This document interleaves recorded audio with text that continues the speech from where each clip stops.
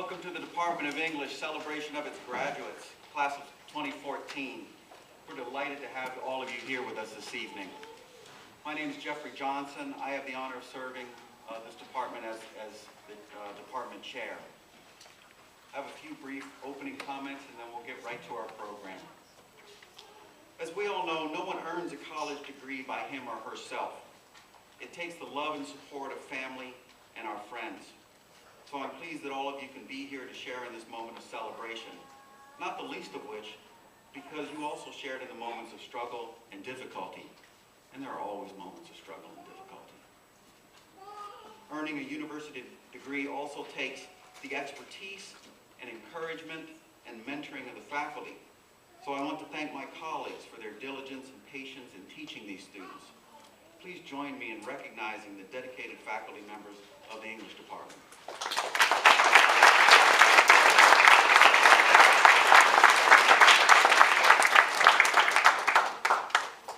I also need to thank my colleague Will Banks, who played us in.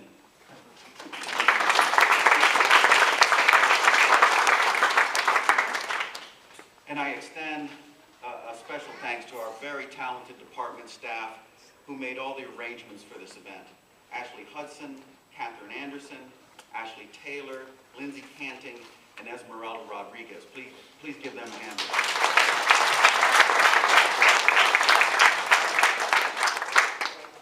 So with that, we'll get to our program now. I have the honor of and pleasure of introducing my colleague who will in turn introduce our special guest speaker. Professor Margaret Bauer is an accomplished scholar and teacher who holds the Reeves Chair in Southern Literature in the English department. And 2014 has been an especially wonderful year for her. Last spring, Professor Bauer was honored by the university when she received ECU's Lifetime Achievement Award for Research, a well-deserved honor. And at the beginning of this fall semester, Professor Bauer received the highest honor bestowed by ECU's Thomas Harriot College of Arts and Sciences, namely the Harriet College Distinguished Professor Award. Professor Bauer, as many of you may know, is also the editor of the award-winning journal, the North Carolina Literary Review. So it should not surprise any of us then that Professor Bauer's feet have hardly been touching the ground this year. Please join me in welcoming Margaret Bauer.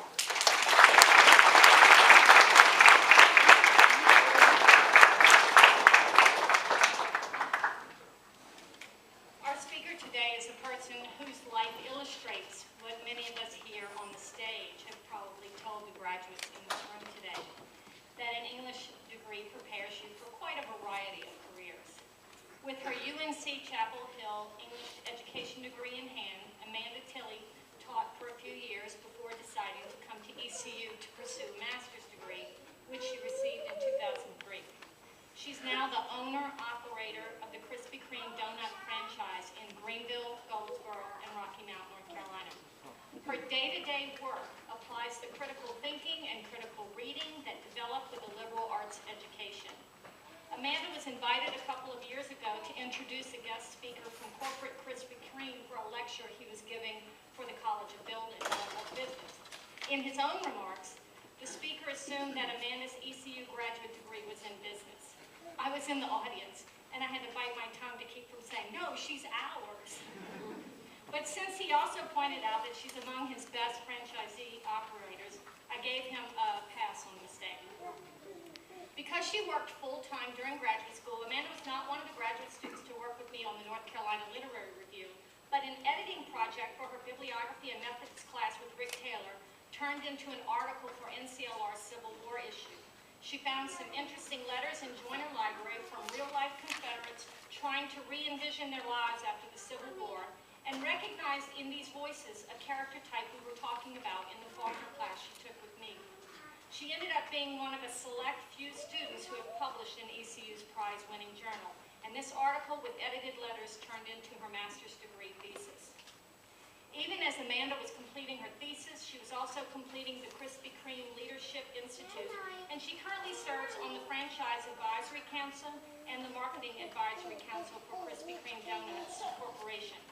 Recently, too, she was invited to join the board of directors of ECU's Women's Roundtable.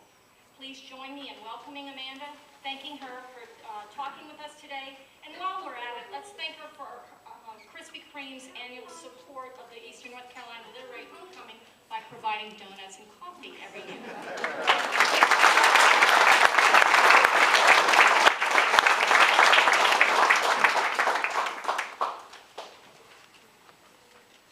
Good evening.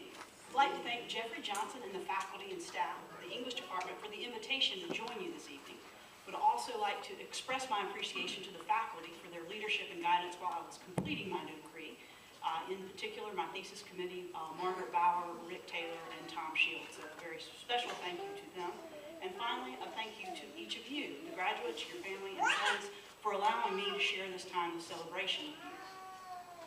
So you may be asking yourself, what in the world someone from Krispy Kreme is doing here sharing your graduation with you? To answer that question, I'd like to share one of my favorite parts of the job, the stories. An amazing number of people have a specific Krispy Kreme story that they are eager to share with me when they find out that I work with Krispy Kreme. From sitting on the back of Granddaddy's pickup truck drinking cold milk and eating hot donuts, taking the soccer team to celebrate the big win, or sharing Saturday mornings on a daddy-daughter outing, I am thankful for the appreciation of story and, by extension, my English background. To make my point this evening, I'm going to share a little bit of my story with you. When I began my undergraduate studies, I was sure of two things. I would never, ever, never work in the donut business as an adult. And I would be an advertising mogul in a big city in the South, Dallas, Atlanta maybe.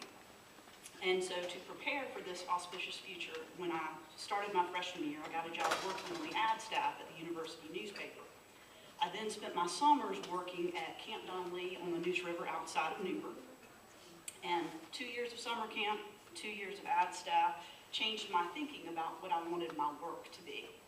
I loved working with young people, and I loved reading and analyzing books. An English teacher seemed to be the perfect solution.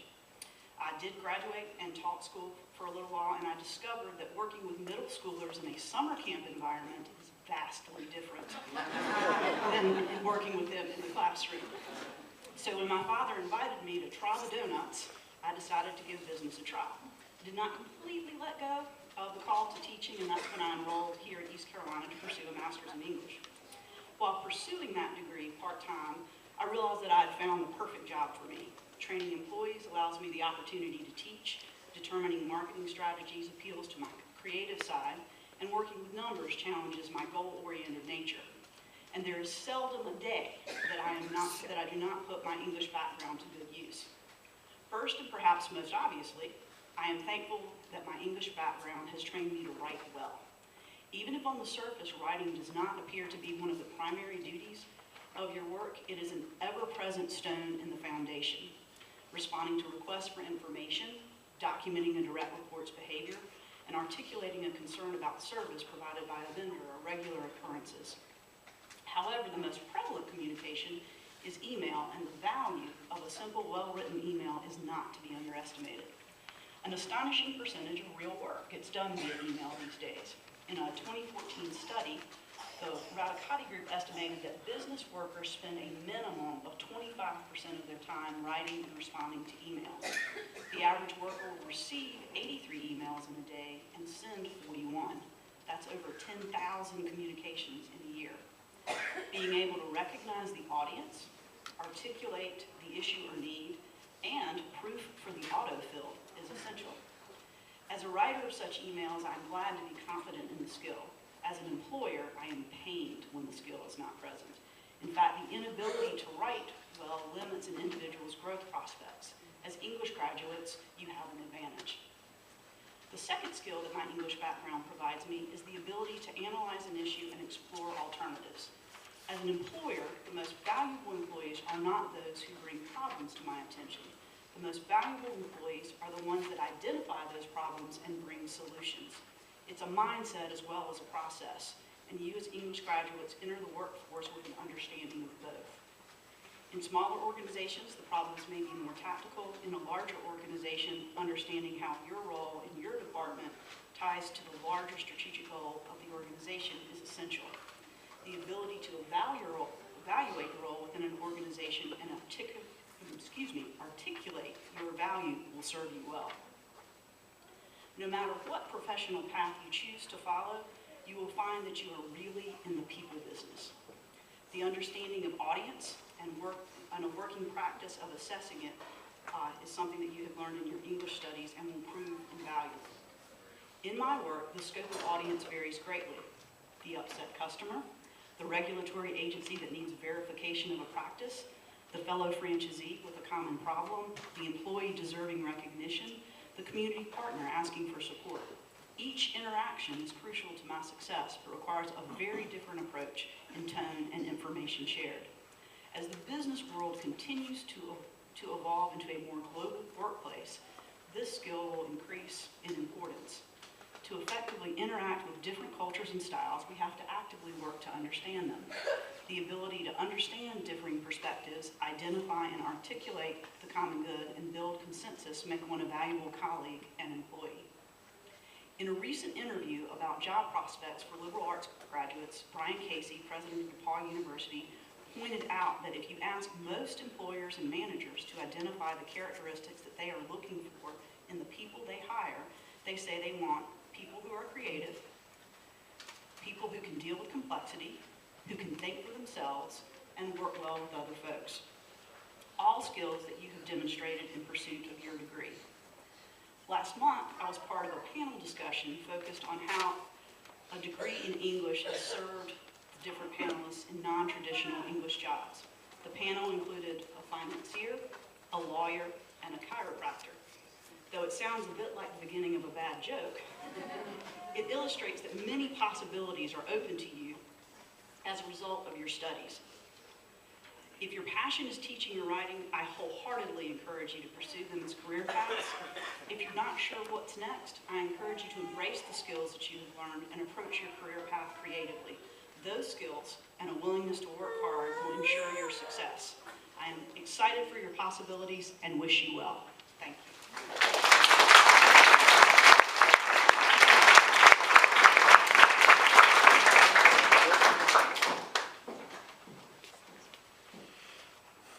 Good evening. On behalf of the Student Scholarships and Awards Committee, it is with great pleasure that I present Ms. Kelly French with the Outstanding MA Student Award for Fall 2014. Kelly is a member of Sigma Tau Delta International Honor Society and Golden Key International Honor Society, and exemplifies many of the qualities that we seek to cultivate in the English department, particularly commitment to education and community engagement. Kelly's nominating professor, Dr. Su-Ching Huang, wrote that Kelly is the best student she's had in all her years here at ECU, describing her final MA project as both original and well-written. However, it is Kelly's work outside the ECU classroom as an adjunct instructor at Coastal Carolina Community College, where she won an Excellence in Teaching Award in 2010, and as a volunteer in her community that struck our committee as particularly outstanding. Kelly works to support the Northside High School Marching Band as a photographer for low-income high school seniors and a tutor for developmental students and veterans. And all of this, of course, while taking classes, writing papers, and participating in the QEP Developmental Task Force Committee and various distance education initiatives. Please join me in welcoming and congratulating Ms. French.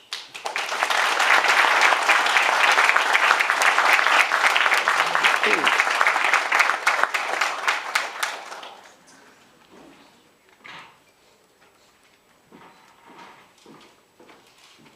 evening. Thank you for that introduction.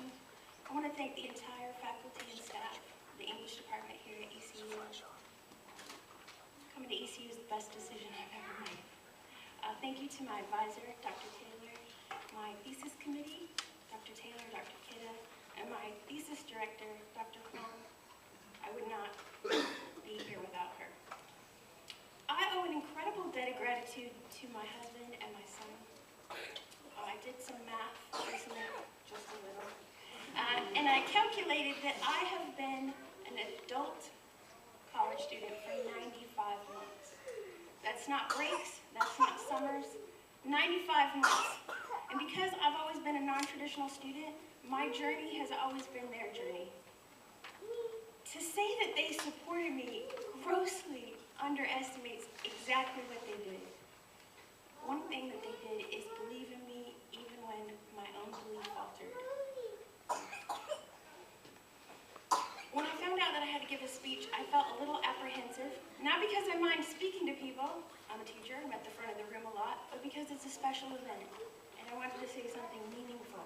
So even though my time is brief, I did what any good English student would do. I did research. And if you have not Googled the top 10 commencement speeches of all time, you should watch them. They are amazing and not what's about to happen. I think I felt worse after I saw them. But I did notice one thing. In each of the great speeches, the speakers focus on one truth that they've come to learn that actually defines who they are. And so I thought, what do I believe in with this singular focus? And it's this. It's English. It's English studies and rhetoric and composition and creative writing and literature and every single thing that we do. I think the word English doesn't really reflect all of the amazing things that we've studied and learned. Let me share a little story with you, if I can. Because I feel like you need to understand what we study is not just the greatest study. It changes lives in a very real way. 4 weeks ago, I came to ECU to defend my thesis. And while this was a fabulous event, the greatest in my academic journey so far, the greatest thing to happen to me that day happened later. When I left my thesis, I was met by a former student. In 2009, I tutored this student. She was in 10th grade. 2 years later, she came to the community college where I teach, and she was in one of my classes. I continued to tutor her for 2 more years as she moved up through her classes, and then last year she sent me an email and said, "Miss Kelly, can you help me? I want to go to ECU and I don't even know how to apply." She was waiting for me when I left my defense. It's her first semester as an ECU student. And we didn't have a lot of time. She was on her way to class, so I walked with her. And as she chatted about how great it is and how easy her classes are, she's so well prepared. I thought about the very first paper that she wrote when she was in 10th grade. I'll never forget. She talked about how her parents didn't even get to go to high school. So she wanted to not only graduate from high school, she wanted a college degree. So my study of English didn't just change my life. It changes other lives, and she will change even more lives beyond that. But we're not all going to be teachers, and that's actually a good thing. Anything that you can conceive to do with this degree, I promise you it matters. It matters. It will make a difference in the world, and it'll make a difference in the people that you touch and come into contact with. The other half of my truth is that you need to always remember you're a pirate. Pirates get a bad rap. I did some other research. There's actually stereotypes about pirates. There are some good things, historically. And now, pirates are loyal. Pirates are bold. Pirates understand the importance of a crew. The seas are rough. I didn't just get my first English degree and slide into my job. I looked for a job for 9 months, and I followed all the rules. I knew what I wanted to do. I knew where I wanted to teach. I applied 3 times. I didn't get a call. So I started to doubt myself, and I started to think, well, maybe I should do some other things. So I ended up in some other job interviews. And the low point, which was also the turning point, was a job interview in which the person interviewing me moved his glasses to the tip of his nose. That point of condescension. And he picked up my resume and he said, "What do you think you're going to do with an English degree?" Well, apparently not work here. But that low point made me remember I'm a pirate. And the very next day, I put on my best clothes, and I grabbed my resume, and I brought my son because it was summertime and I had no childcare, and I said, "Honey, you need to bring a book because we're going somewhere and I don't know how long we're going to be there." And I drove to that school, and I walked into the English department, and I left that day with my job. Pirates are bold. And if you don't have a crew, even of one person who believes in your dream, you come see me after this. Because I believe in what you want to do. Thank you.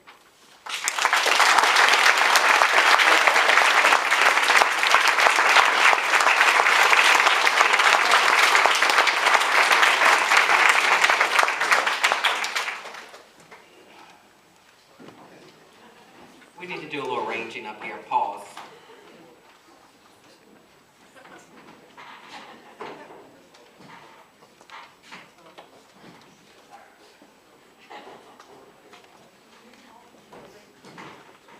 Let's give another round of applause for our speakers, please.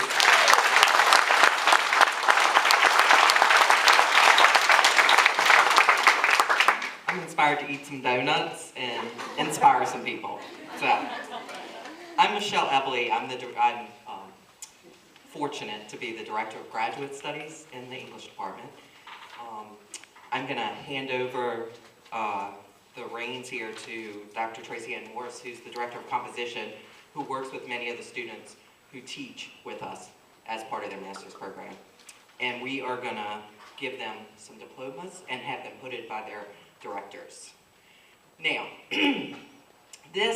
we find this a very important day for families and for the graduates, and we don't like the stuffiness that some graduations have. So basically what I'm telling you is, when your person's name is called, you should hoot and holler and cheer for that person. And so I invite you to come up with your cameras, and they have been directed to smile when they shake hands, because you get this moment once and people work hard. And so I just want you to know that hooting and hollering is highly encouraged. Thank you.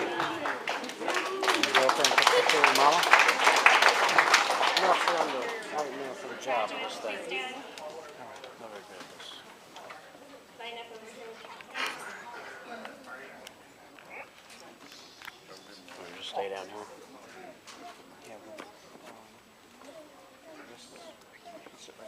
Alright. Our first MA graduate is Celestine Davis.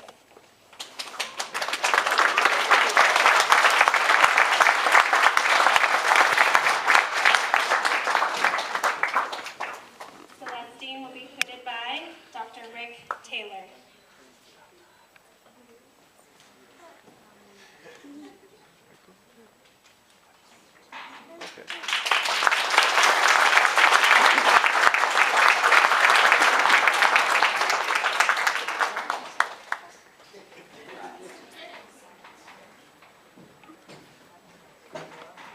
Bronwyn Alexander Foreman.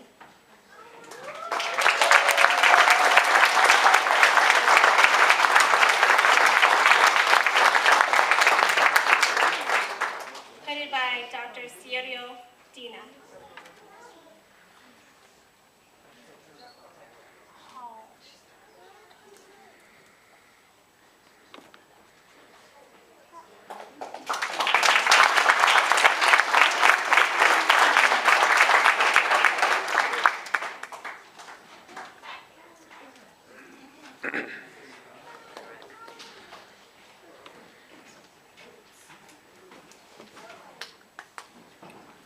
Callie J. French. Yeah, mama!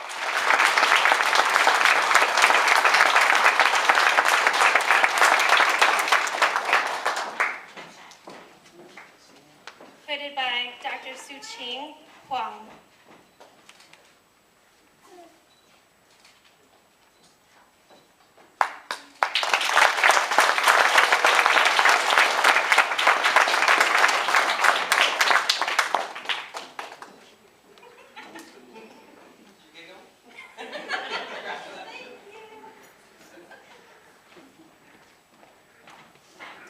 Jesse Lewis Gay.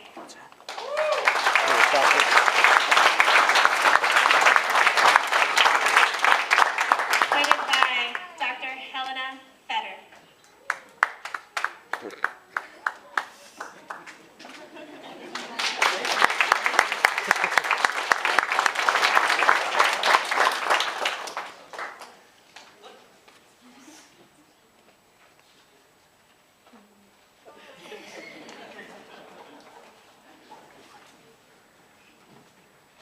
Deborah Elaine Lucas.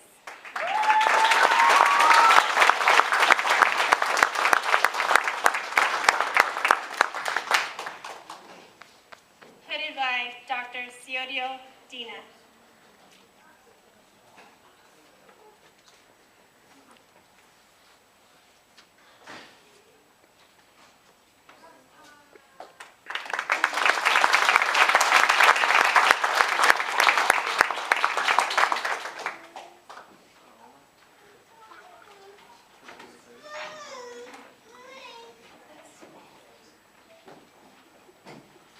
Patty May Parsons.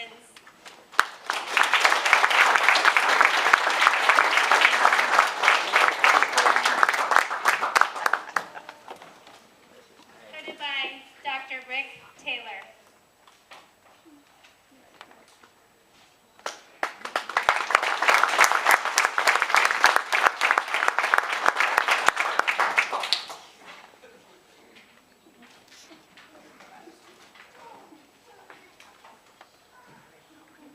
Melissa Nicole Salas.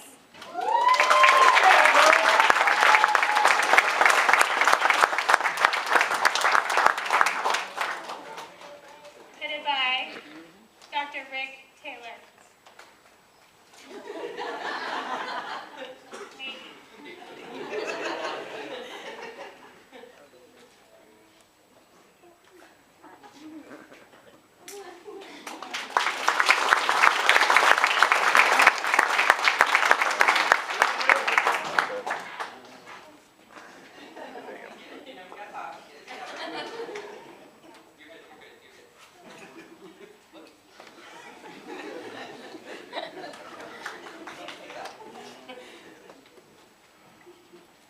David Albert Sudzina.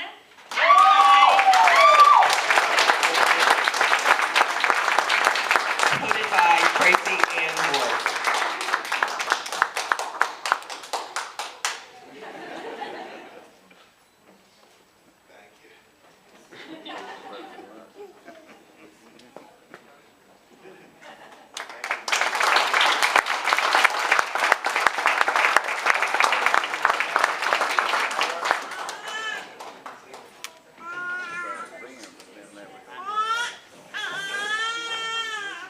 Okay, thank you. That's it. Let's give all of the MA English graduates a round of applause.